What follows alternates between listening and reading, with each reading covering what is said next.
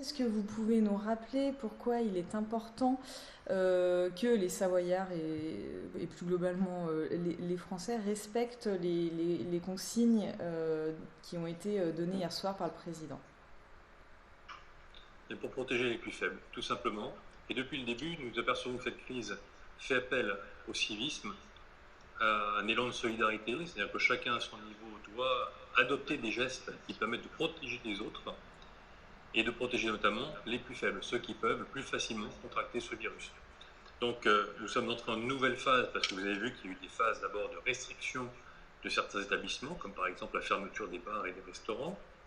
Et maintenant, nous sommes arrivés à un niveau qui est supérieur, puisqu'on demande aux Français de rester chez eux, et ça concerne également bien entendu notre département, avec une capacité à se déplacer uniquement sur quelques motifs bien précis. À Lesquels? titre Voilà. Alors, à titre d'exemple, le mode de travail normal maintenant est le télétravail. Pour ceux qui ne le peuvent pas, il y a possibilité de se déplacer avec une attestation de l'employeur. Et puis, après ça, il y a d'autres circonstances dans lesquelles on peut être amené à se déplacer.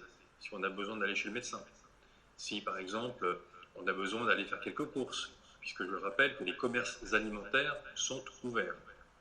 Et puis, il a été aussi accordé la possibilité, dès lors qu'on ne fait pas d'activité collective, d'aller faire un peu d'exercice physique. Donc, tout cela permet de donner le cadre global. Et ce que l'on demande, ce qui montre bien la confiance sur laquelle on fait reposer le dispositif, ce qu'on demande, c'est qu'une attestation soit signée, une attestation sur l'honneur, que vous trouvez, c'est un modèle que vous trouvez sur le site du ministère, sur le site de la préfecture, où vous pouvez écrire de manière manuscrite, et avec cette attestation, vous expliquez ce que vous allez faire. Voilà un peu le contexte global. Alors, il y a aussi les contrôles qui sont faits. Ça va être la question. Ils ont commencé dès aujourd'hui? Dès ce Ah, midi? les contrôles ont commencé à midi. Il y avait plusieurs dizaines de points de contrôle dans le département aujourd'hui, qui étaient des contrôles que je qualifierais à vocation pédagogique. C'est-à-dire qu'il y avait un échange entre les forces de sécurité intérieure, que je remercie pour l'implication immédiate, qui ont été rapidement sur le terrain.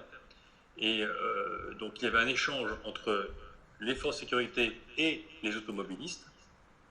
Cela permettait de voir si les personnes avaient ou non cette attestation. Et je tiens à vous le dire, je remercie d'ailleurs les automobilistes qui étaient dans cette situation-là. Beaucoup, dès 12h40, 12h50, avaient déjà avec eux ce manuscrit. Donc, enfin, ce document. Donc, finalement, vous voyez, le travail se met en place. Alors, bien évidemment, je vous l'ai dit, la première étape, ce sont des contrôles à vocation pédagogique. Et nous aurons bien évidemment derrière des phases qui seront peut-être plus sanctionnelles. Mais bon, je fais confiance quand même à nos concitoyens pour rentrer dans cette démarche-là. Est-ce que vous avez parlé des activités physiques dans nos départements? La question peut se poser. De quoi on parle? Est-ce qu'il est possible d'aller se promener seul en montagne, en forêt, puisqu'on sait que les Savoyards aiment la nature? Alors, je distinguerai les situations, si vous voulez. On pourrait imaginer, par exemple, que vous preniez vos skis, que vous alliez faire de la randonnée à un endroit.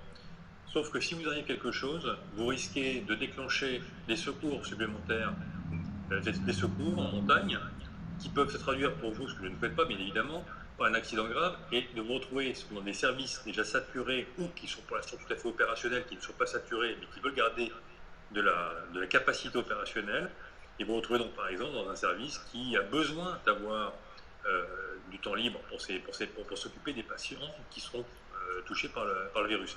Donc ce qu'on demande plutôt, c'est quelque chose de mesuré, vous voyez, quelque chose qui ne l'expose pas.